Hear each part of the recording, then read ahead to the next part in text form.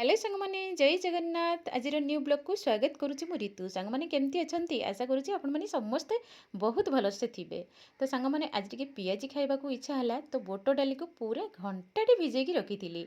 तो बोट डाली को पूरा धोईकी अदा कंचा लंका ये सब पकईकी ग्राइंडिंग भी कर सारी। तो सांग माने आउ किछि जिनस देखंतु एठी मु किछि भेरसुंगा पत्र नै आसीची ताको पूरा ता देहरे मिक्स कर दोची पकई पकई आ ता सहित पियाज अदा कंचा लंका एसबू पकई आ गोटे जिनस मुझे डबल दूसरी सांग मैंने देखूँ जेहेतु पियाजी बनाऊँगी बोट डाली स्पेशल पियाजी तो से डबल पियाज मुझे तो सांग मैंने कड़े तेल भी गरम हो गला।